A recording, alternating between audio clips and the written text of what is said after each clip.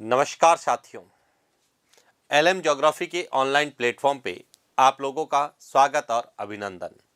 मैं मधुसूदन आप लोगों से विशेष रूप से जो आगामी भर्ती परीक्षाएं, चाहे वह रीट पात्रता परीक्षा है, चाहे वह सेकेंड ग्रेड है, और जो अन्य भर्ती परीक्षाएं जिनके नोटिफिकेशन हाल ही में जारी किए गए हैं, उनमें जो कॉमन टॉपिक जो हर एग्जाम में पूछे जाते हैं या जहां से हर एग्जाम में प्रश्न आने की संभावना है, उन सभी टॉपिक पर हम विस्तार से बात करने वाले हैं। तो आज हम बात करेंगे राजस्थान की प्रमुख जनजातियां। देखिए, सबसे पहले तो जनजातियों को लेके क्या प्रश्न कहां कहां से आते हैं। तो जनजातियों का जो प्रश्न है वह हमें इतिहास में भी पूछा जाता है, कला संस्कृति में भी पूछा जाता है और ज्योग्राफी में भी पूछा जाता है। यानी कि एक ही टॉपिक को तीन अलग अलग विषय के रूप में पूछे जाते हैं। हम यहां पर राजस्थान की जो प्रमुख जनजातियां हैं, इनका भौगोलिक संदर्भ में क्या प्रश्न पूछा जाएगा, कला संस्कृति के रूप में क्या प्रश्न पूछा जाएगा, इतिहास के दृष्टिकोण से क्या प्रश्न बन सकता है, सभी तरह के प्रश्नों पर चर्चा करेंगे। लेकिन उससे पहले मैं आप लोगों से कुछ बात करना चाहूंगा, क्योंकि कई विद्यार्थियों के मैसेज आ रहे थे, मैंने कमेंट्स भी पढ़े कि सर आप YouTube पे क्लास नहीं ले रहे हैं, YouTube पे क्लास कब लेंगे, कब आप हमें पढ़ाएंगे। निश्चित रूप से आप लोगों ने मुझे बहुत प्यार, स्नेह और सहयोग दिया, और जितना प्यार, स्नेह और सहयोग, उससे ज़्यादा कहीं मुझे रेस्पेक्ट भी आप लोगों से मिला है। और इसीलिए मैं दिल की गहराइयों से आप लोगों का स्वागत और अभिनंदन करता हूं। लेकिन कुछ दिन पहले या कुछ महीने पहले की बात करूं तो मुझे भी आप लोगों की तरह सपने दिखाए गए कि हम मिलकर विद्यार्थियों का भविष्य बनाएंगे, हम मिलकर विद्यार्थियों के लिए कुछ अच्छा करने की कोशिश करेंगे, और हम इस तरह से विद्यार्थियों को पढ़ाएंगे, उनको मार्गदर्शित करेंगे कि वह अपने मंजिल में सेलेक्ट हो। लेकिन उनके जितने भी सपने मुझे दिखाए गए, वह सभी ना समझ की तरह थे। यानी कि केवल अपने हितों की पूर्ति करना, चाहे वह उनके आर्थिक हित हो सकते हैं, उनके व्यक्तिगत हित हो सकते हैं, या किसी भी कारण से उन्होंने जो मुझे सपने दिखाए, और मुझे भी शायद ऐसा लगा कि नहीं, हम मिलकर यदि करेंगे तो बहुत अच्छा कर सकते हैं, लेकिन ऐसा मुझे कुछ देखने को नहीं मिला। और इसीलिए मैंने व्यक्तिगत निर्णय लिया कि अब मैं केवल और केवल एलएम ज्योग्राफी, जो मेरा खुद का प्लेटफॉर्म है, इसके अलावा कहीं पर भी नहीं पढ़ाऊंगा। और इसीलिए विद्यार्थियों, मेरा आपसे निवेदन है कि यदि कोई भी कहीं से भी किसी प्रकार से कहे कि मधुसूदन सर वहां पढ़ाते हैं, मधुसूदन सर वहां पढ़ाएंगे, तो अब मधुसूदन सर केवल एलएम ज्योग्राफी के अलावा किसी भी संस्थान, किसी भी कोचिंग, किसी भी ऑनलाइन प्लेटफॉर्म पे नहीं पढ़ाएंगे। जिन विद्यार्थियों को पढ़ना है, जो विद्यार्थी पढ़ना चाहते हैं, और जिन विद्यार्थियों को लगता है कि नहीं, मुझे भूगोल, इतिहास, कला संस्कृति, या फिर रीट के संदर्भ में बात करें, शैक्षिक परिदृश्य है, आरटी है, करंट अफेयर्स है, जो भी विषय पढ़ना चाहता है वह एलएम ज्योग्राफी प्लेटफॉर्म से जुड़े।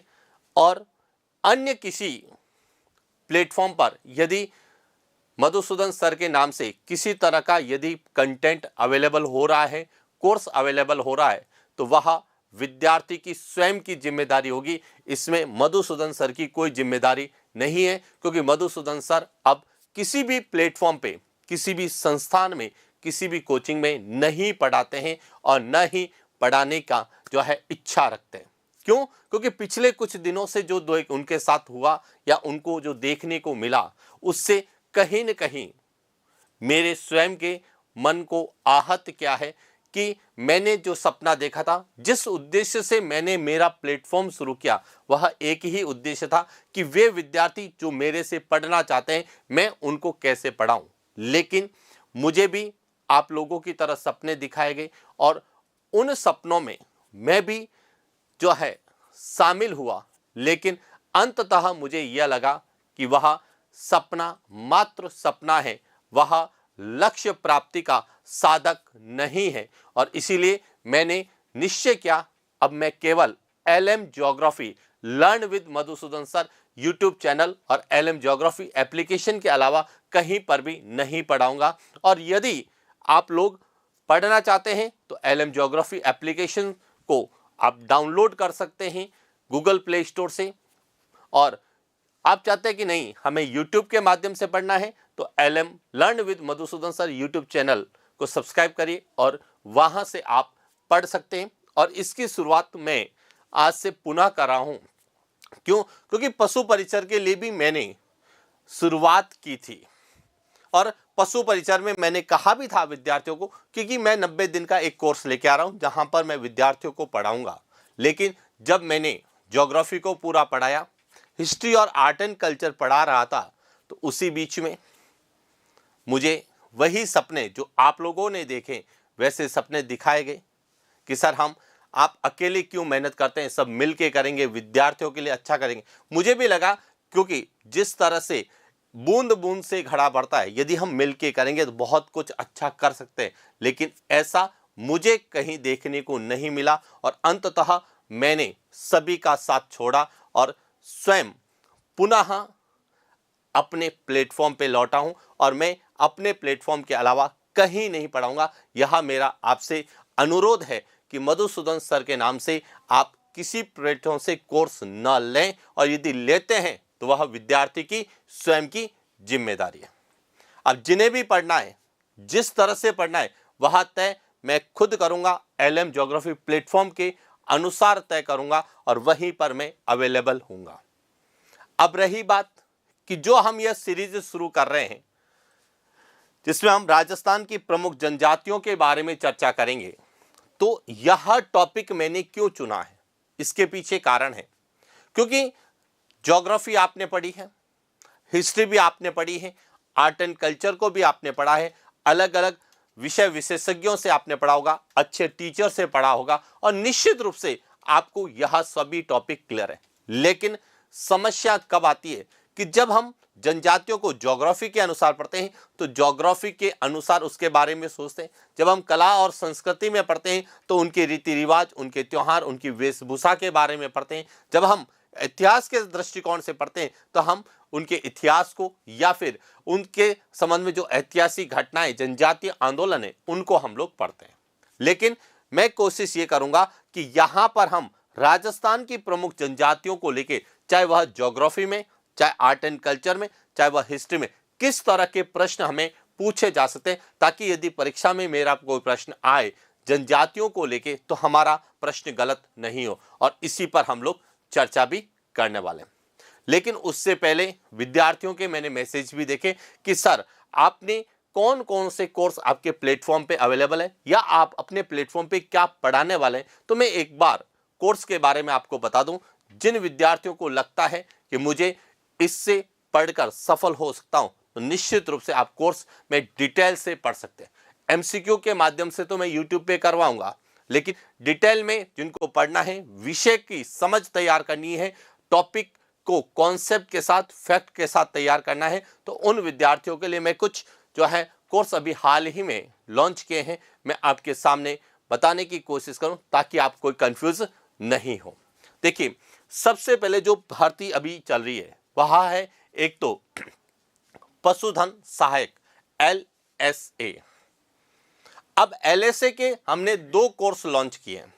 एक कोर्स जो कि 1499 रुपए का है, इसमें राजस्थान का भूगोल, राजस्थान का इतिहास, राजस्थान की कला संस्कृति, राजस्थान की अर्थव्यवस्था और करंट, यानी कि जो पशुधन सहायक में जो जीके वाला पोर्शन है पार्ट ए, जो 50 अंक का होने वाला है, उसमें दैनिक विज्ञान और कंप्यूटर के सामान्य ज्ञान को छोड़कर जितना भी पूछा जाने वाला है वह या उन सभी विषय को इसके अंतर्गत पढ़ाया जाएगा।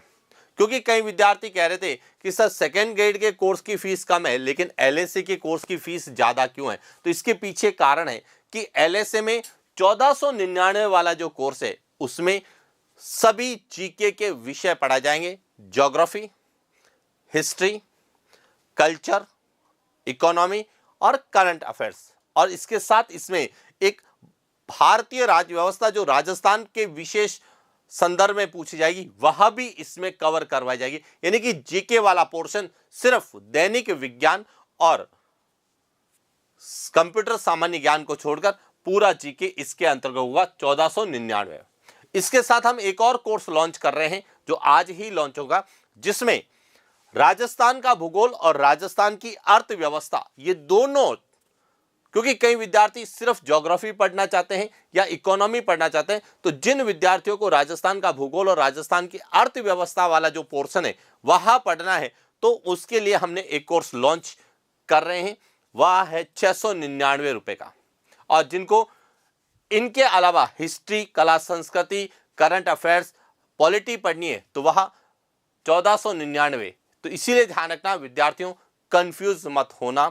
आप पहले कोर्स की पूरी डिटेल को देखना कि कोर्स में क्या क्या पढ़ाया जा रहा है, और साथ ही साथ दिशा निर्देश को जो है पढ़कर ही कोर्स को परचेज करना है। किसी के कहने पे या किसी के अनुरोध पे या फिर किसी के बहकावे में आके नहीं करना है। यदि आपको परीक्षा तक पढ़ना है, सिलेक्शन के लिए पढ़ना है, तो ही आप कोर्स को जो है लेना, अच्छे से पढ़ना। अब कोर्स में आपको क्लासें भी मिलेगी, साथ ही जो क्लास पैनल जो क्लास है उसकी टॉपिक की पैनल पीडीएफ भी मिलेगी जिसका आप प्रिंट निकाल सकते हैं। लेकिन पैनल पीडीएफ जब टॉपिक कंप्लीट होगा उसके बाद एप्लीकेशन में जो चैट बॉक्स है, चैट बॉक्स में आएगी। साथ ही इसमें हम लोग टेस्ट का भी जो है प्रावधान करेंगे कि इसमें आपको टेस्ट अवेलेबल होगा, लेकिन टेस्ट जनवरी में आपको मिलना शुरू होंगे। जनवरी 2025 में हम टेस्ट की शुरुआत करेंगे, इसी के अंतर्गत आपको टेस्ट भी अवेलेबल होंगे। अब टेस्ट 5 भी हो सकते हैं, 10 भी हो सकते हैं, क्योंकि इसके एग्जाम जो है वह जून में निर्धारित प्रस्तावित है। तो निश्चित रूप से जून तक यदि हम 6 महीने में 6 फुल टेस्ट देंगे जीके के, तो निश्चित रूप से हाँ, टॉपिक वाइज एमसीक्यू जरूर करवाऊंगा मैं आपको, लेकिन उसके साथ साथ आपको टेस्ट के लिए जो है वह संडे को या जो भी टेस्ट की उसकी इंफॉर्मेशन मिलेगी, और टेस्ट में आपको टॉपिक दिए जाएंगे, उन टॉपिकों के टेस्ट जो इसी के अंतर्गत शामिल होंगे। अलग से आपको टेस्ट सीरीज या टेस्ट देने की आवश्यकता नहीं होगी यदि आप एलएम ज्योग्राफी से एलएसए का कोर्स लेते हैं। इसके बाद दूसरी जो है वह है रीट। देखिए, रीट पात्रता परीक्षा को लेके जो सिलेबस में जो टॉपिक है, जो कॉमन टॉपिक है, चाहे वह फर्स्ट लेवल के हैं, चाहे वो सेकंड लेवल के हैं, एसएसटी के या सेकंड ग्रेड के हैं या फर्स्ट ग्रेड के, उन टॉपिकों को तो मैं यूट्यूब पे करवाऊंगा पात्रता के लिए। तो लेकिन जो मुख्य परीक्षा की तैयारी करने वाले हैं, जिसमें रीट लेवल सेकंड मुख्य परीक्षा और रीट लेवल फर्स्ट मुख्य परीक्षा, इसमें जो है हमने 3 प्रकार के कोर्स तय किए। एक, जिनको सिर्फ राजस्थान ज्योग्राफी पढ़नी है वह 599 में राजस्थान ज्योग्राफी का कोर्स ले सकता है।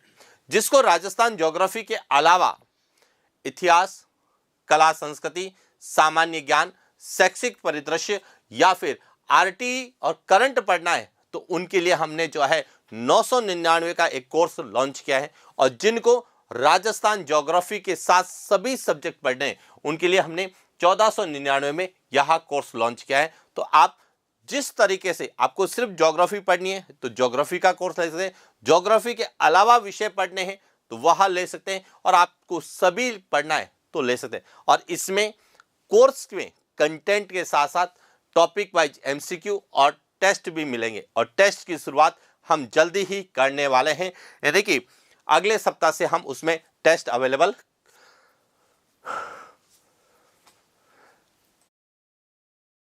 अगले सप्ताह से हम इसमें टेस्ट की शुरुआत करेंगे, और टेस्ट और जो टॉपिक हो चुके हैं उनके एमसीक्यू भी हम अवेलेबल करवाएंगे, ताकि आप जो आप टॉपिक पढ़ते हैं उसमें से कैसे प्रश्न आएंगे उसके बारे में आप चर्चा कर सकते हैं, अपना मूल्यांकन कर सकते हैं। इसके बाद सेकेंड ग्रेड को लेके, और सेकेंड ग्रेड में जीके पोर्शन में आपके राजस्थान का भूगोल भी है, भारत का भूगोल भी है और विश्व का भूगोल है। तो जिनको सिर्फ राजस्थान का भूगोल पढ़ना है तो राजस्थान भूगोल के लिए हमने राजस्थान भूगोल का एक कोर्स 599 में लॉन्च किया है।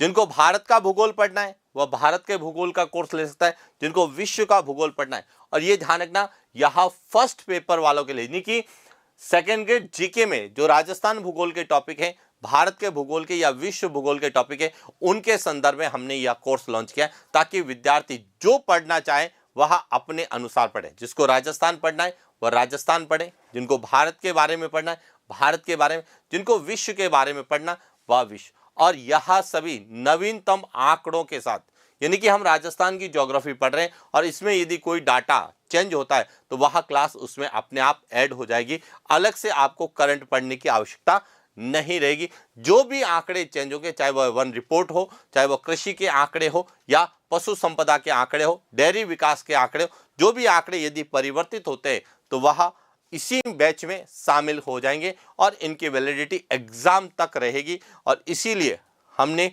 इस तरह, हालांकि हमने 1 वर्ष तक तो रखी है, लेकिन 1 वर्ष में यदि पेपर नहीं होता है तो इसकी वैलिडिटी हम एग्जाम तक बढ़ाएंगे और एग्जाम तक आप जो है इन विषय को अच्छे से पढ़ सकते हैं। क्लियर। अब बात करते हैं आज के हमारे टॉपिक की। वह टॉपिक है राजस्थान की जनजातियां।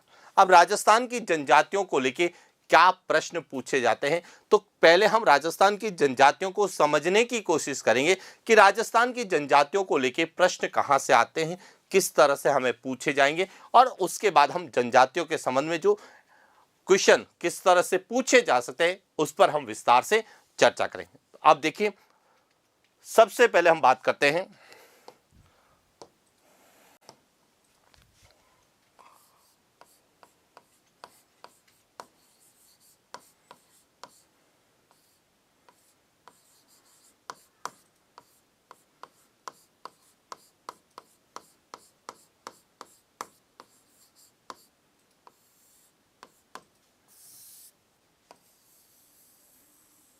राजस्थान की जनजाति।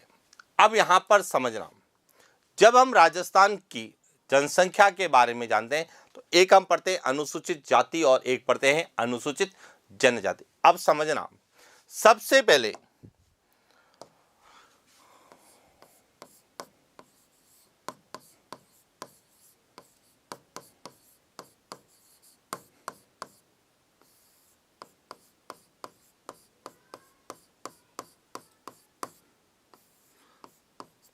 पहले तो आपको यह पता होना चाहिए कि अनुसूचित जनजाति, जिसे हम शेड्यूल्ड ट्राइब एसटी के रूप में जानते हैं, अनुसूचित जनजाति की परिभाषा का उल्लेख कहां है। तो जब हम भारतीय संविधान की बात करते हैं तो भारतीय संविधान की अनुच्छेद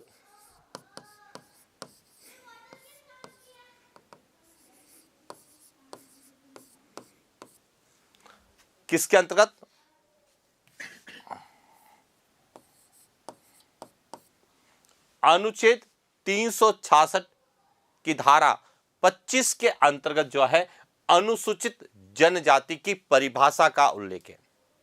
यानी आपको पता होना चाहिए कि अनुसूचित जनजाति की परिभाषा कहां दी गई, तो भारतीय संविधान के अनुच्छेद 366 25 के अंतर्गत दी गई। अब सेकेंड पॉइंट जो सबसे इंपॉर्टेंट है कि किसी भी समुदाय को अनुसूचित जाति या अनुसूचित जनजाति घोषित कौन कर सकता है, तो यह ध्यान रखना, राष्ट्रपति घोषित करता है। कोई भी समुदाय है, जैसे हम कहते हैं राजस्थान के संदर्भ में भील समुदाय है, मीणा समुदाय है, गरासिया है, सहरिया है, डामोर है, तो इनको अनुसूचित जनजाति घोषित कौन कर सकता है, तो यह अधिकार किसको दिया गया है, भारत के राष्ट्रपति को दिया गया है। किसको दिया गया है, और भारत का राष्ट्रपति किस अनुच्छेद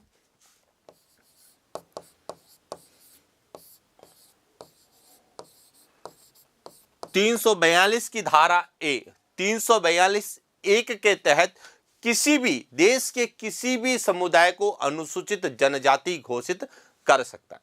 तो अब आपको क्लियर होना चाहिए कि अनुसूचित जनजाति की परिभाषा कहां दे रखी है और अनुसूचित जनजाति, किसी भी समुदाय को अनुसूचित जनजाति के रूप में कौन घोषित कर सकता है? राष्ट्रपति कर सकता है। और किस अनुच्छेद के तहत कर सकता है?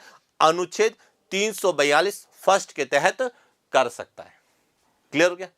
अब समझना यहां से अनुसूचित जनजाति किसे कहते हैं, कि वह समुदाय जो मानव सभ्यता के विकास के प्रभाव से दूर है, कि मानव सभ्यता धीरे धीरे जो है विकसित हुई है और आज हम 21वीं सदी में जो है क्या करें, जीवन यापन कर रहे हैं, भौतिकतावादी जीवन यापन कर रहे हैं, विभिन्न सुख सुविधाओं से युक्त जीवन यापन कर रहे हैं, विभिन्न प्रकार के संसाधनों से युक्त होकर जीवन यापन कर रहे हैं।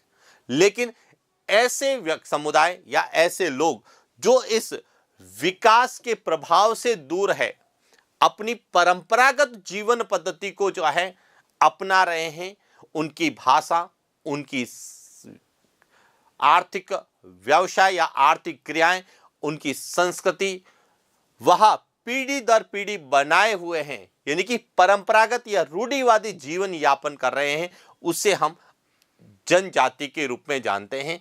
और इसकी परिभाषा किस में दे रखी है? भारतीय संविधान के अनुच्छेद 366 की धारा 25 के अंतर्गत दे रखी है। और भारत में ऐसा कोई भी समुदाय है तो राष्ट्रपति उसे जो है अनुसूचित जनजाति घोषित कर सकता है। और किस अनुच्छेद के साथ? अनुच्छेद 342 के तहत। अब प्रश्न आता है राजस्थान के संदर्भ में, कि राजस्थान में अनुसूचित जनजाति प्रतिशत कितना है या अनुसूचित जनजाति कितनी है?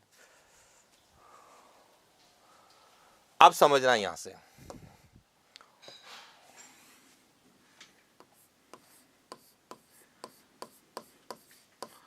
जनगणना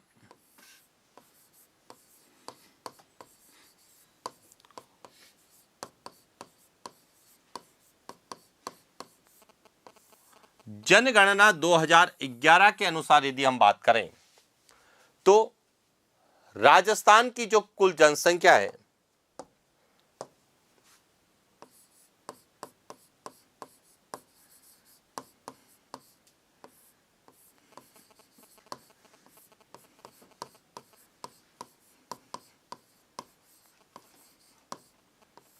राजस्थान की जो जनसंख्या है 6.86 करोड़, 6,85,48,437 के आसपास जो है, जिसको हम 6.86 करोड़ लिखते हैं, तो राजस्थान की जनसंख्या कितनी है? 6.86 करोड़, या कई जगह 6.85 करोड़ भी मिलती है। अब इसमें से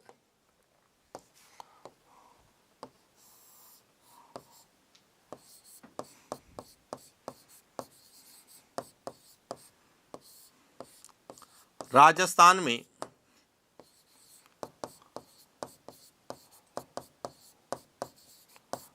अनुसूचित जाति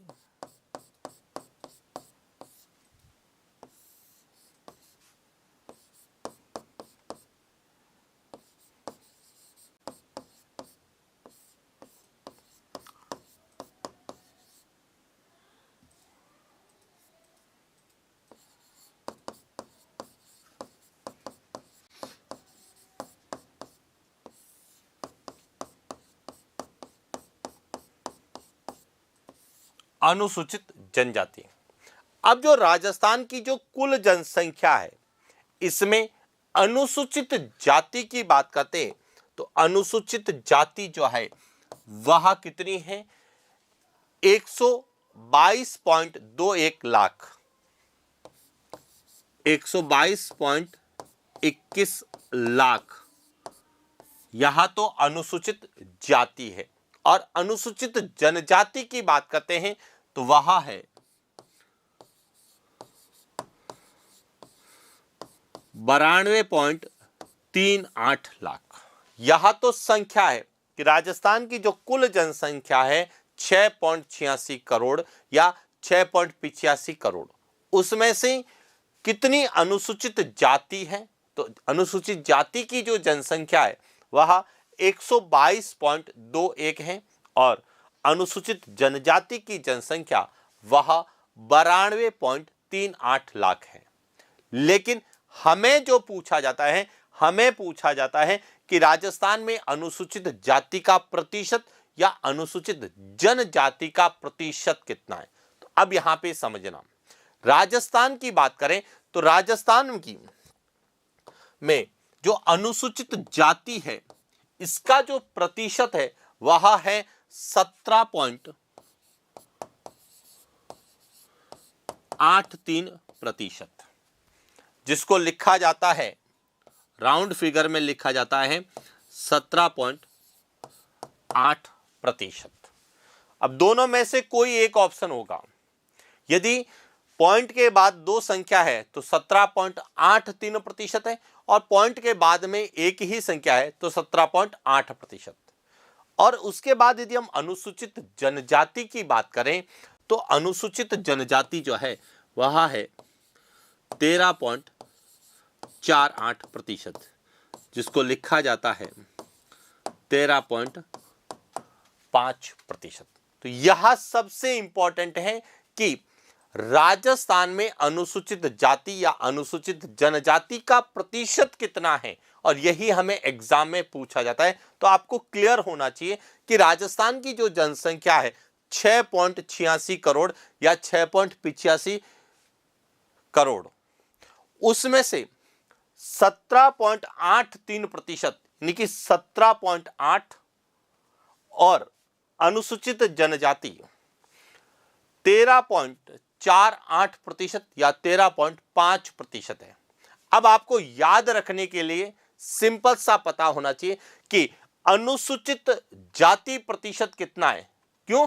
क्योंकि हमें एग्जाम में ये डाटा याद रखोगे तो हम लोग इनका जो है सही उत्तर कर सकते हैं। और जब भी हमें एग्जाम में पूछे जाते हैं तो ये दोनों ही एक साथ पूछे जाएंगे कि राजस्थान में जनगणना 2011 के अनुसार अनुसूचित जाति और अनुसूचित जनजाति प्रतिशत का सही युग्म क्या है, दोनों ही पूछे जाएंगे। और जब दोनों पूछे जाएंगे तो हमें पता होना चाहिए कि राजस्थान में अनुसूचित जाति प्रतिशत कितना है 17.83% और अनुसूचित जनजाति प्रतिशत कितना है 13.48%। अब इसको थोड़ा सा हम अपने अकॉर्डिंग याद करने की कोशिश करेंगे तो आप देखेंगे कि 17.8 का मतलब है 7 और 1 और 7 को जोड़ेंगे तो कितना आएगा 8। तो ये याद रखने का तरीका है 17.8 यानी कि 1, 7 और 8। इसी तरह से 13.48, तो आप देखिए 1, 3.4, 1 और 3 को जोड़ा कितना आएगा 4। तो आपको इस तरह से पता होना चाहिए कि 1, 7, 8, 1, 3, 4 और 4 और उसके साथ क्या आएगा 8। इसमें आएगा 1, 7, 8, 3, 1, 3, 4, 8। और सामान्यतः जब हम पिछले पेपर का अवलोकन करते हैं तो हमें यह और यह दे रखा है, तो 1, 7.8 यानी 17.8 और 1, 3.5 यानी 13.5% आपको याद होना चाहिए। और इस तरह से हमें एक तो ये डाटा एग्जाम में विशेष रूप से पूछा जाता है। इसके बाद दूसरा पूछा जाता है, वह पूछा जाता है इनके लिंगा अनुपात को। तो देखिए इनके लिंगा अनुपात को लेके क्या प्रश्न बनते हैं, बस सिंपल सा याद रखना है। देखिए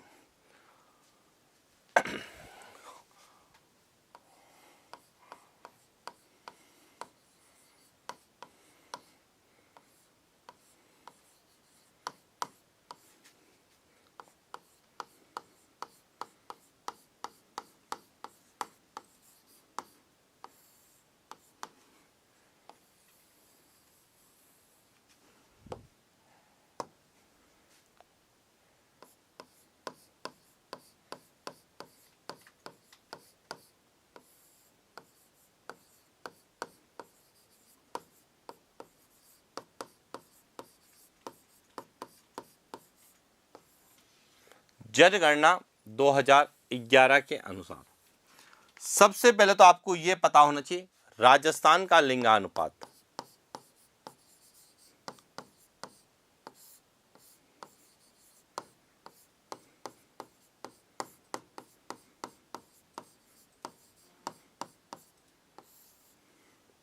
और राजस्थान का लिंगानुपात कितना है? 928। अब लिंगानुपात का मतलब क्या होता है ये पता होना। लिंगानुपात का अर्थ होता है कि प्रति 1000 पुरुषों पर महिलाओं की संख्या। और यदि हम राजस्थान की बात करें, जनगणना 2011 के अनुसार तो राजस्थान में 1000 पुरुषों पर महिलाओं की संख्या कितनी थी? 928। और इसीलिए हम कहते हैं कि राजस्थान का लिंगानुपात कितना है? 928 है। क्लियर? अब इसके अनुसार अब हमें राजस्थान के संदर्भ में पूछा जाएगा कि राजस्थान में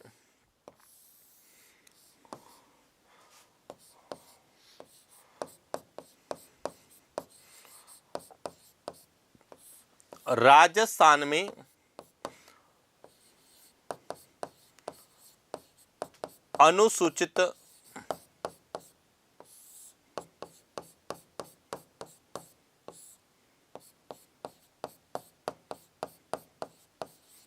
जाति लिंगानुपात और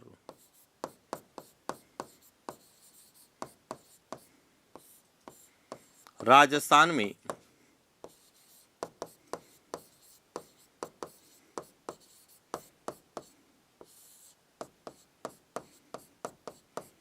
अनुसूचित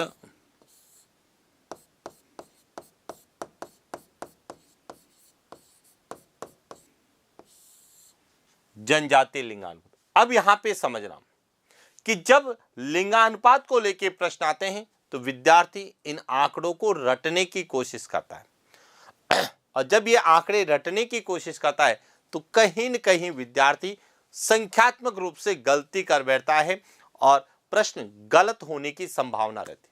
लेकिन अब यहां ध्यान रखना है, आपको रटना नहीं है, समझना है। क्या समझना है?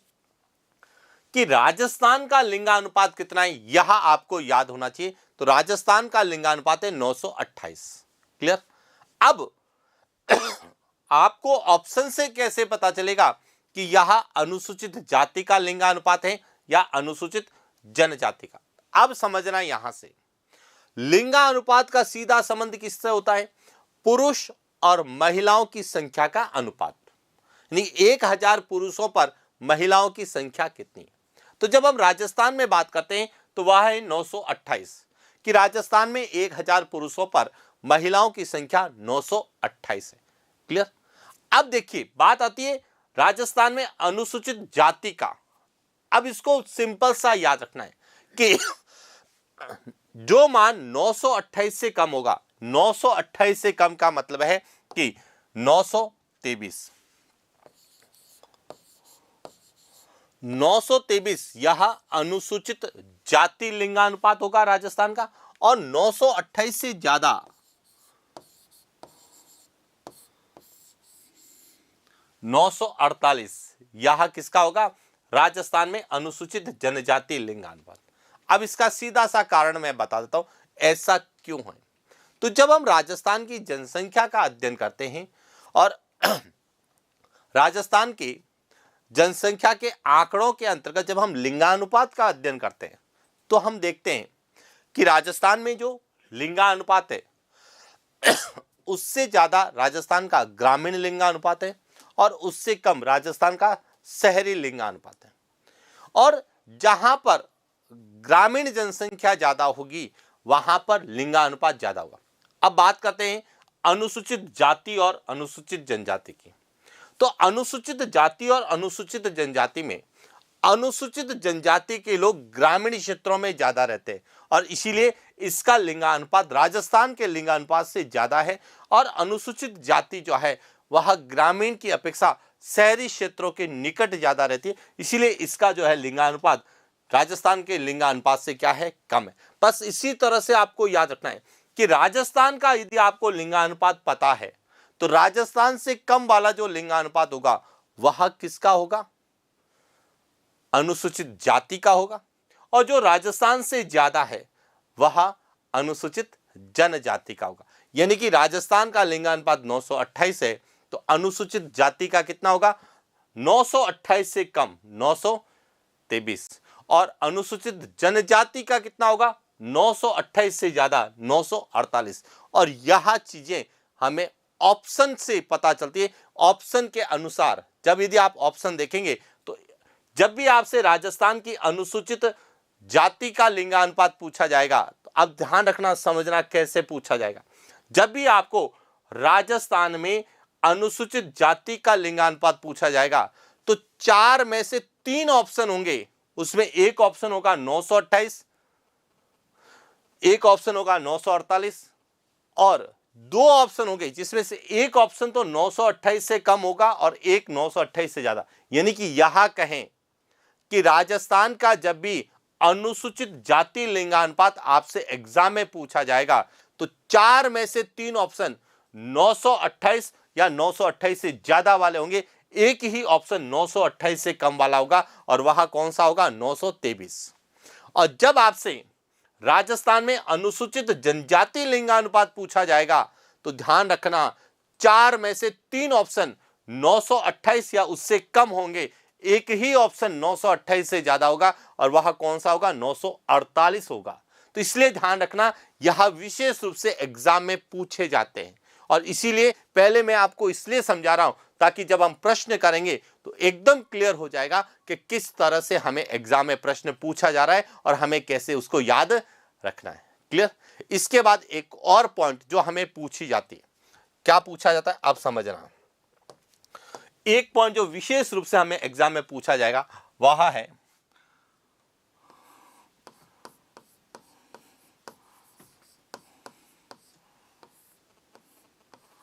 राजस्थान में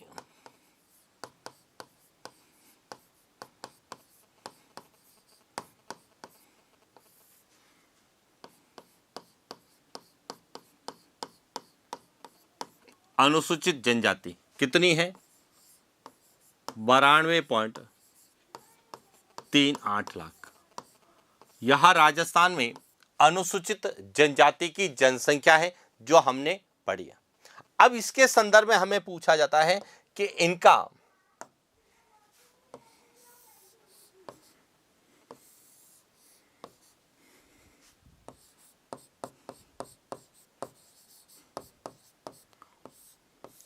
राजस्थान में ग्रामीण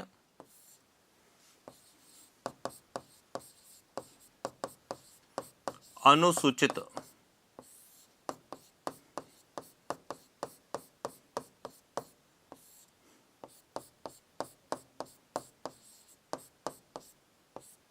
जनजाति प्रतिशत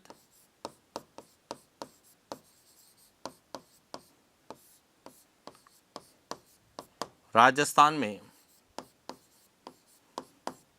शहरी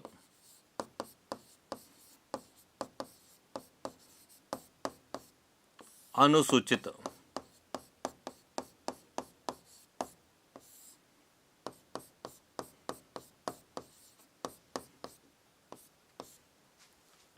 कि जनगणना 2011 के अनुसार राजस्थान में अनुसूचित जनजाति की जनसंख्या कितनी है? 92.38 लाख, यानी कि 92.38 लाख है। अब इसमें से कितनी जनसंख्या ग्रामीण क्षेत्र में निवास करती है और कितनी जनसंख्या शहरी क्षेत्र में निवास करती है? तो अब आपको इसमें याद क्या रखना है? बस एक चीज याद रखना है कि राजस्थान में जो कुल अनुसूचित जनजाति है उसमें से ग्रामीण अनुसूचित जनजाति प्रतिशत कितना है? तो वह प्रतिशत है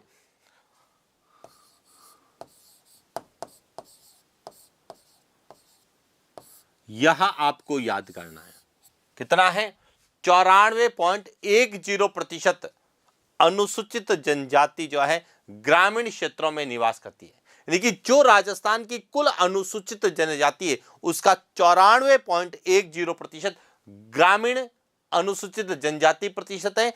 अब टोटल इसको यदि 100% माने तो उसमें से 94.10% तो ग्रामीण क्षेत्रों में रहेगी, तो शेष कितनी बचेगी? 5.90% यहां कहां निवास करेगी?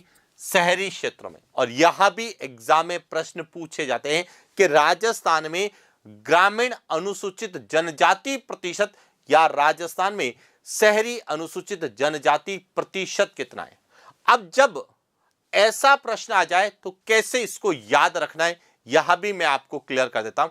आपको इन आंकड़ों को रटना नहीं है, समझना है कि यदि राजस्थान में कुल अनुसूचित जनजाति 100% है, माना यह कितना है 100% है, तो अब इसमें से जो भाग गांवों में रहेगा तो गांवों में ज्यादा है, तो गांवों में ज्यादा वाला होगा 94.10।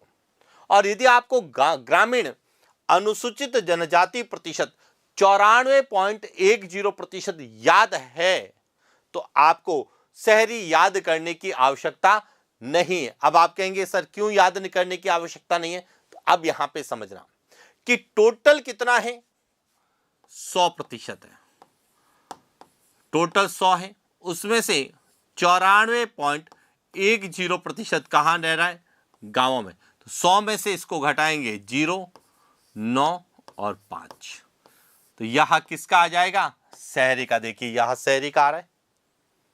और यदि आपको दोनों ही आंकड़े याद नहीं है एग्जाम में, अब समझना, यदि आपको यह आंकड़ा और यही आंकड़ा एग्जाम में दोनों आंकड़े आप कंफ्यूज हैं तो जब ऐसा कभी आपके सामने आ जाए कि दोनों आंकड़े हैं और दोनों में कंफ्यूजन है कि यह सही होगा या यह सही होगा, तो उस समय आपको कुछ भी नहीं करना है। यदि आपसे पूछा जाए कि जनगणना 2011 के अनुसार राजस्थान में ग्रामीण एवं शहरी अनुसूचित जनजाति प्रतिशत का सही समुच्चय क्या है, तो उस समय आपको कुछ भी नहीं करना है। आप आंकड़ों को जोड़िए 94.10 और 5.90 और जोड़ेंगे तो कितना आएगा 100%। और 4 ऑप्शन में से जिस ऑप्शन का योग 100% आएगा वह ऑप्शन अपने आप सही होगा।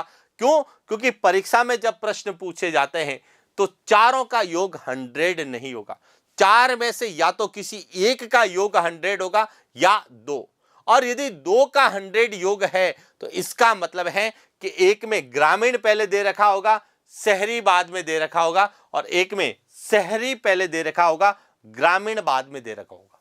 और जब ऐसी परिस्थितियां बन जाए तो हमें प्रश्न के अनुसार उत्तर देना पड़ेगा। और प्रश्न के अनुसार कैसे देना पड़ेगा कि यदि प्रश्न में ग्रामीण पहले पूछा गया है तो ऑप्शन में ग्रामीण पहले आएगा, और यदि प्रश्न में शहरी पहले पूछा गया है तो ऑप्शन में शहरी पहले आएगा। बस वहां पर अपने विवेक के अनुसार प्रश्न का उत्तर देना है। लेकिन ध्यान रखना, चारों ऑप्शन को जोड़ोगे या तो एक का ही जो है योग कितना आएगा 100, और जिसका योग 100 आएगा वह सही होगा। क्यों? क्योंकि कुल जनसंख्या को ही तो हम ग्रामीण और शहरों में बांट रहे हैं। तो इस तरह से हमें जो है राजस्थान में जनजातियों को लेकर विशेष रूप से अनुसूचित जनजाति के संदर्भ में जो आंकड़े एग्जाम में पूछे जाने की संभावना है उस पर हमने चर्चा की। अब बात करते हैं कि यहां से कैसे प्रश्न पूछे जाते हैं, तो एक एक प्रश्न पर हम विस्तार से चर्चा करते हैं ताकि यदि परीक्षा में प्रश्न आए तो कैसे उनको सॉल्व करना है और किस तरह से हमें जो है अपनी तैयारी का मूल्यांकन भी करना है। तो शुरुआत करते हैं आज के प्रश्नों की। और सबसे पहला प्रश्न है, जनगणना 2011 के अनुसार अनुसूचित जनजाति की दृष्टि से राजस्थान का भारत में स्थान है। ए 8वां, बी 7वां, सी 4था, डी 13वां। अब आपको बताना है कि जनगणना 2011 के अनुसार अनुसूचित जनजाति की दृष्टि से राजस्थान का भारत में स्थान कौन सा है। अब देखिए, जब हम जनगणना 2011 की बात करते हैं तो राजस्थान में जो अनुसूचित जनजाति है इसकी जनसंख्या कितनी है 92.38 लाख, और प्रतिशत कितना है तो प्रतिशत है 13.48%, या जिसको हम लिखते हैं 13.5%। अब प्रश्न पूछा गया है कि जनजाति की दृष्टि से, इसका मतलब जनसंख्या की दृष्टि से बात करते हैं तो राजस्थान का भारत में कौन सा स्थान है? यहां ध्यान रखना, कौन सा स्थान है? चौथा स्थान है। लेकिन जनसंख्या प्रतिशत की दृष्टि से पूछा जाए तो कौन सा स्थान है? 13वां स्थान है। अब दोनों चीजें ध्यान रखना कि जनगणना 2011 के अनुसार अनुसूचित जनजाति की दृष्टि से राजस्थान का भारत में स्थान कौन सा है? तो इसका सही उत्तर क्या होगा? सी, चौथा। लेकिन यही प्रश्न पूछा था कि अनुसूचित जनजाति प्रतिशत की दृष्टि से और प्रतिशत की दृष्टि से पूछा जाएगा तो कौन सा स्थान होगा? तो वह 13वां स्थान होगा। तो ये ध्यान रखना, विद्यार्थी कई बार जो है प्रश्न को पूरा समझ नहीं पाते हैं और नहीं समझने की वजह से कई बार गलती कर जाते हैं। तो इसलिए यह ध्यान रखना कि जनगणना 2011 के अनुसार अनुसूचित जनजाति की दृष्टि से, अनुसूचित जनजाति का मतलब है अनुसूचित जनजाति की जनसंख्या की दृष्टि से पूछा जाएगा तो चौथा स्थान है। लेकिन प्रतिशत की दृष्टि से पूछा जाएगा तो कौन सा स्थान होगा?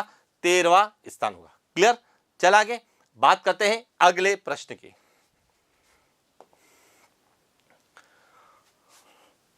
जनगणना 2011 के अनुसार राजस्थान में न्यूनतम अनुसूचित जाति जनसंख्या वाले जिलों का सही युग्म है। ए, जयपुर श्रीगंगानगर, बी, डूंगरपुर प्रतापगढ़, सी, श्रीगंगानगर हनुमानगढ़, डी, डूंगरपुर बांसवाड़ा। अब आपको बताना है कि जनगणना 2011 के अनुसार राजस्थान में न्यूनतम अनुसूचित जाति जनसंख्या वाले जिले। अब यहां पे समझना,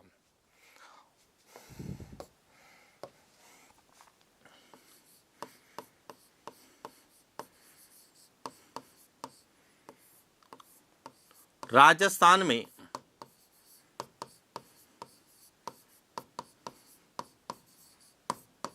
अनुसूचित जाति की जनसंख्या कितनी है? 122.21 लाख है, यानी कि लगभग कितनी है?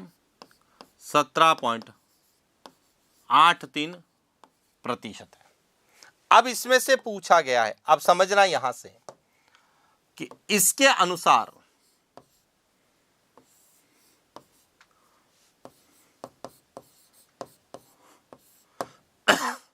सर्वाधिक और कि अनुसूचित, राजस्थान में अनुसूचित, सर्वाधिक अनुसूचित जाति जनसंख्या वाले जिले कौन से हैं?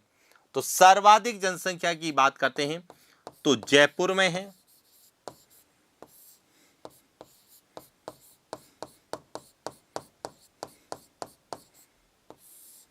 श्रीगंगानगर में है, नागौर में है और अलवर में। और जब हम न्यूनतम की बात करते हैं तो सबसे कम कहां पर है? तो यह ध्यान रखना, डूंगरपुर में है, उसके बाद प्रतापगढ़ में है, उसके बाद बांसवाड़ा में और उसके बाद कहां पर है? जैसलमेर में। अब देखिए हमें प्रश्न क्या पूछा गया है कि न्यूनतम अनुसूचित जाति जनसंख्या वाले जिले। तो न्यूनतम अनुसूचित जनसंख्या वाले जिले कौन कौन से? डूंगरपुर और प्रतापगढ़। इसका सही उत्तर क्या होगा? बी। अब आप में से कई विद्यार्थी कह रहे होंगे कि सर हमने तो डूंगरपुर बांसवाड़ा भी पढ़ा है। तो अब समझना यहां से कि यहां है सर्वाधिक अनुसूचित जाति, सर्वाधिक अनुसूचित जाति जनसंख्या वाले जिले यहां पढ़े। यहां न्यूनतम अनुसूचित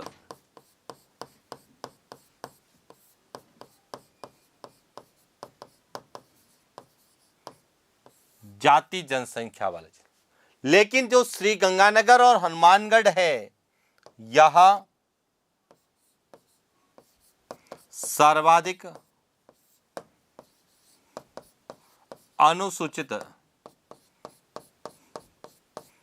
जाति जनसंख्या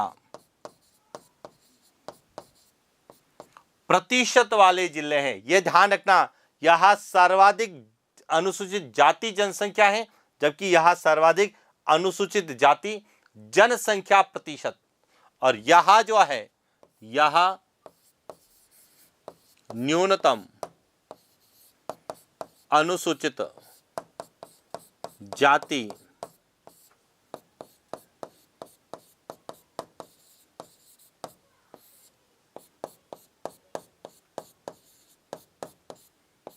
जनसंख्या प्रतिशत। अब ध्यान रखना, जब जनसंख्या पूछा जाएगा तो सर्वाधिक जयपुर और श्रीगंगानगर की है, न्यूनतम पूछा जाएगा तो डूंगरपुर और प्रतापगढ़ की। लेकिन यही प्रतिशत पूछा जाएगा कि जनगणना 2011 के अनुसार राजस्थान में सर्वाधिक अनुसूचित जाति जनसंख्या प्रतिशत तो श्रीगंगानगर और हनुमानगढ़ का है, और न्यूनतम पूछा जाएगा तो वह डूंगरपुर और बांसवाड़ा। तो डूंगरपुर और बांसवाड़ा कब आएंगे? न्यूनतम अनुसूचित जाति जनसंख्या प्रतिशत वाले जब जिले पूछेंगे तो यहां आएंगे, और डूंगरपुर प्रतापगढ़ कब आएंगे? जब अनुसूचित जनजाति, न्यूनतम अनुसूचित जाति जनसंख्या वाले जिले। तो जनसंख्या और जनसंख्या प्रतिशत दोनों अलग अलग है, और इसीलिए विद्यार्थी जो है इन प्रश्नों में कंफ्यूज हो जाता है, और इसीलिए जहां विद्यार्थी गलती कर सकता है या जहां पर विद्यार्थियों के कंफ्यूज होने की संभावना है, उन प्रश्नों पर हम लोग बात कर रहे हैं। क्लियर? चला आगे, अगला प्रश्न। जनगणना 2011 के अनुसार राजस्थान में सर्वाधिक अनुसूचित जनजाति जनसंख्या प्रतिशत वाले जिलों का सही युग्म क्या है? ए उदयपुर, बांसवाड़ा, डूंगरपुर, प्रतापगढ़। बी डूंगरपुर, प्रतापगढ़, बांसवाड़ा, जैसलमेर। सी बांसवाड़ा, डूंगरपुर, प्रतापगढ़, उदयपुर।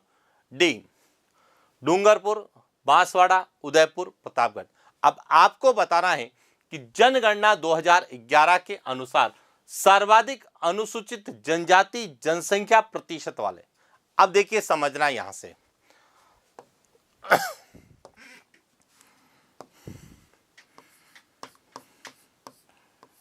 राजस्थान में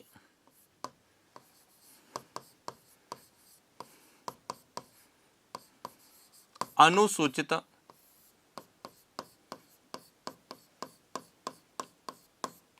जनजाति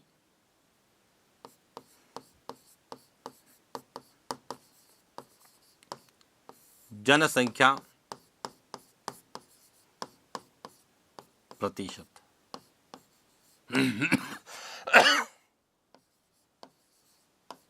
कितना है? 13.48%, जिसको हम 13.5% लिखते हैं। अब यहां पर हम बात करेंगे सर्वाधिक और न्यूनतम की। अब यहां पे समझना कि सबसे ज्यादा प्रतिशत है वह किस जिले में है?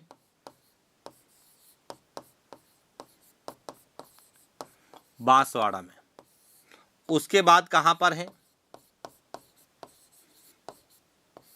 डूंगरपुर में। उसके बाद कहां पर है? प्रतापगढ़ में। और उसके बाद कहां पर है? उदयपुर में। अब यहां समझना जो सबसे इंपॉर्टेंट पर है, और वही हमें एग्जाम में पूछा जाता है कि यहां पर है 76.355%, डूंगरपुर में है 70.8%, प्रतापगढ़ में है 63.4%, और उदयपुर में कितना है? 49.4%। 7%। अब यहां समझने की बात है कि प्रश्न के अनुसार, प्रश्न क्या कह रहा है कि जनगणना 2011 के अनुसार राजस्थान में सर्वाधिक अनुसूचित जनजाति जनसंख्या प्रतिशत वाले जिले, तो सबसे पहले क्या आएगा? बांसवाड़ा। अब देखिए बांसवाड़ा सिर्फ एक में है और इसीलिए इसका सही उत्तर क्या हो गया? सी इसका सही उत्तर हो गया। लेकिन कई बार हमें इनमें से प्रश्न पूछा जाता है और इस तरीके से प्रश्न पूछा जाता है कि विद्यार्थी गलती करे। अब इसका प्रश्न पहले भी एग्जाम में आ चुका है और मैं आपको और बताने की कोशिश करूंगा कि क्या प्रश्न बनता है। प्रश्न पूछा जाता है कि निम्नलिखित में से किस जिले में अनुसूचित जनजाति जनसंख्या प्रतिशत 50% से कम है? अब ध्यान रखना 50% से ज्यादा वाले केवल 3 जिले हैं, 1, 2 और 3। बांसवाड़ा 50% से ज्यादा है, डूंगरपुर 50% से ज्यादा है और प्रतापगढ़ 50% से ज्यादा है। जबकि उदयपुर और इसके अलावा यदि कोई भी डिस्ट्रिक्ट दे रखा होगा तो वहां पर अनुसूचित जनजाति जनसंख्या प्रतिशत 50% से क्या होगा? कम होगा। और यही ध्यान रखना, यह प्रश्न एग्जाम पॉइंट ऑफ व्यू से सबसे ज्यादा इंपॉर्टेंट है और आपसे पूछा जा सकता है कि जनगणना 2011 के अनुसार 50% से अधिक अनुसूचित जनजाति जनसंख्या प्रतिशत वाले जिलों का सही युग्म कौन सा है? तो यह ध्यान रखना BDP, बांसवाड़ा, डूंगरपुर, प्रतापगढ़। और इसके बाद कोई भी जिला होगा, चाहे वह उदयपुर हो सकता है, वह कोटा लिख सकता है, झालावाड़ लिख सकता है, राजसमंद लिख सकता है, सबका 50% से क्या है? कम है। और ऐसे ही प्रश्न हमें एग्जाम में विशेष रूप से, चाहे वह घनत्व के संदर्भ में हो या अनुसूचित जनजाति जनसंख्या प्रतिशत के संदर्भ में हो, जो हमें पूछे जा सकते। अब बात आती है न्यूनतम। अब सबसे कम देखिए, अब समझना, न्यूनतम प्रतिशत वालों की बात करते हैं तो सबसे कम है नागौर का। सबसे कम किसका है? नागौर का। और कितना है? 0.31%। उसके बाद किसका है? बीकानेर का।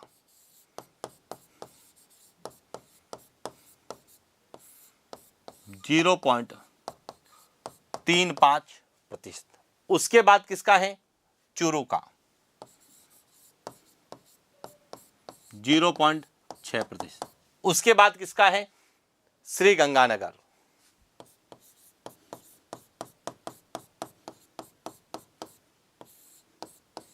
0.7%। और उसके बाद आता है हनुमानगढ़ का 0.8%। लेकिन हमें ध्यान रखना है, न्यूनतम अनुसूचित जनजाति जनसंख्या प्रतिशत में पहले नागौर आएगा, उसके बाद बीकानेर। जबकि जनसंख्या की बात करें कि न्यूनतम अनुसूचित जनजाति जनसंख्या में बीकानेर पहले आता है, नागौर बाद में आता है, उसके बाद चूरू और उसके बाद क्या है? गंगानगर। तो ये ध्यान रखना, प्रतिशत में नागौर पहले आएगा और जनसंख्या में बीकानेर पहले आएगा, लेकिन डिस्ट्रिक्ट यह चारों ही रहेंगे। तो अब ये ध्यान होगा कि किस तरह से हमें एग्जाम में प्रश्न पूछा। अब एक और पॉइंट मैं बताता हूं, यहां जो दे रखा है उदयपुर, बांसवाड़ा, यह सर्वाधिक अनुसूचित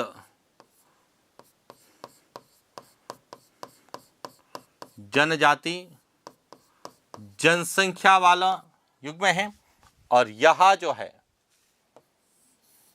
यह सर्वाधिक अनुसूचित जनजाति जनसंख्या प्रतिशत। तो इस तरह से हमें एग्जाम में प्रश्न पूछे जाते। बात करते हैं अगले प्रश्न की। जनगणना 2011 के अनुसार राजस्थान में अनुसूचित जनजाति लिंगा अनुपात है। ए 923, बी 928, सी 943, डी 948। अब देखिए मैंने आपसे क्या कहा था, सबसे पहले तो आपको यह पता होना चाहिए राजस्थान का लिंगानुपात। राजस्थान का लिंगानुपात कितना है? 928। फिर हमने बात की थी अनुसूचित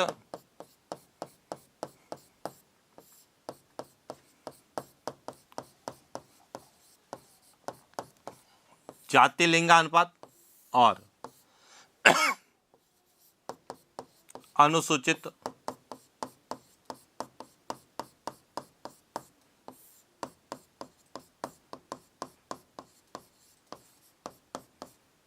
जनजाति लिंगानुपात की। अब यहां समझना 928 से कम है तो देखिए 928 इससे जो कम है वह किसका होगा? अनुसूचित जाति का होगा। तो इसका मतलब यहां होगा नहीं, यहां होगा नहीं। अब आपके पास दो ऑप्शन है, एक 943 है, एक 948 है। तो जो ज्यादा है, ज्यादा कौन सा है? 948। तो इसका सही उत्तर क्या होगा? डी इसका सही उत्तर होगा। तो इस तरह से हम बिना आंकड़ों को रटे केवल समझ विकसित करके भी हम प्रश्नों के सही उत्तर दे सकते हैं। अब शायद आपको क्लियर हो चुका होगा कि जनगणना 2011 जो कि ज्योग्राफिकल पार्ट है, वहां से किस प्रकार से जो है प्रश्न हमें एग्जाम में पूछे जाते हैं। किसको लेके? राजस्थान की प्रमुख जनजातियों के संदर्भ में। बात करते हैं एक और प्रश्न की। जनगणना 2011 के अनुसार राजस्थान में अनुसूचित जनजाति जनसंख्या का शहरी ग्रामीण प्रतिशत है।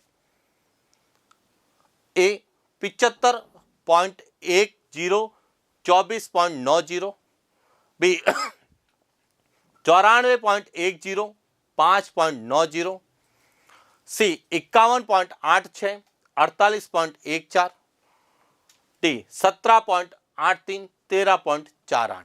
अब यहां पे समझना किसका पूछा गया है कि अनुसूचित जनजाति जनसंख्या कितनी है?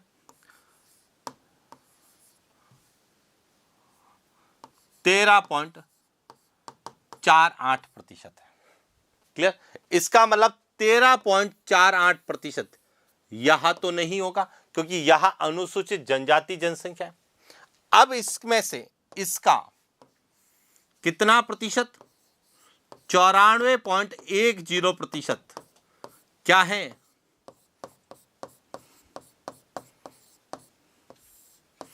ग्रामीण अनुसूचित जनजाति जनसंख्या प्रतिशत है।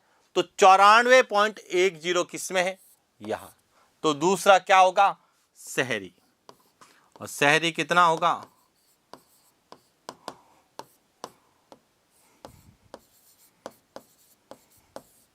और एक ही ऑप्शन है जिसमें 94.10 और 5.90 है, इसलिए इसका सही उत्तर क्या होगा? बी इसका सही उत्तर। अब यहां जो है, यहां राजस्थान में, अब समझना यहां से जो पहला ऑप्शन है, यहां राजस्थान में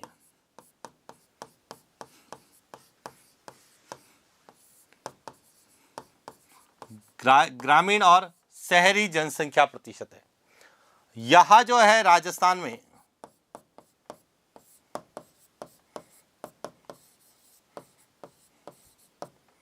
पुरुष और महिला प्रतिशत है। और यहां जो है, यहां राजस्थान में अनुसूचित जाति और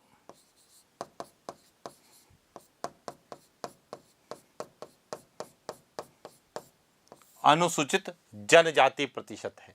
तो इस प्रकार से हमें जनगणना 2011 में जो आंकड़े हैं, उन आंकड़ों के आधार पर अनुसूचित जाति और जनजाति के संबंध में या विशेष रूप से अनुसूचित जनजातियों को लेके जो आंकड़े या प्रश्न पूछे जाने की संभावना है, हमने उस पर जो है अध्ययन किया है। यानी कि जनगणना को लेके क्या प्रश्न हमसे पूछे जा सकते, उस पर हमने बात की। इसके बाद geography, history, art and culture, कला संस्कृति के संदर्भ में क्या प्रश्न हमसे पूछे जाएंगे, उसके संदर्भ में हम अध्ययन करेंगे नेक्स्ट क्लास। तो आज हमने इस एक सेशन की शुरुआत की है कि जो हम रास्ता थोड़ा सा भटक गए थे कि हमें अपने प्लेटफॉर्म पे ज़्यादा काम करना चाहिए था, हमें अपने प्लेटफॉर्म के माध्यम से विद्यार्थियों को ज़्यादा पढ़ाना चाहिए था, लेकिन कुछ सपनों के कारण, कुछ ने जो सपने दिखाए उनके कारण मैं नहीं पढ़ा पाया, अपने मार्ग से विचलित हो गया था। लेकिन साथियों, अब मैं अपने मार्ग से विचलित नहीं होऊंगा, मैं सिर्फ एलएम ज्योग्राफी प्लेटफॉर्म पे पढ़ाऊंगा और जिन विद्यार्थियों को पढ़ना है, जिन विद्यार्थियों को विश्वास है, वही विद्यार्थी इस चैनल से जुड़ें, अपनी तैयारी को निरंतर जारी रखें और कोशिश करें कि जिसको हमने लक्ष्य बनाया है उस लक्ष्य तक निश्चित रूप से जो है पहुंचें और आप स्वयं के, अपने माता पिता के, अपने परिवार के सपनों को पूरा करें। मेरी तरह दूसरों के दिखाए हुए सपनों पर न चलें, अपना स्वयं का एक सपना तय करें, अपनी एक लक्ष्य और मंजिल तय करें और उस पर निरंतर अग्रसर होते रहें। इन्हीं शुभकामनाओं के साथ आज के लिए इतना ही। मिलते हैं नेक्स्ट क्लास। Thank you.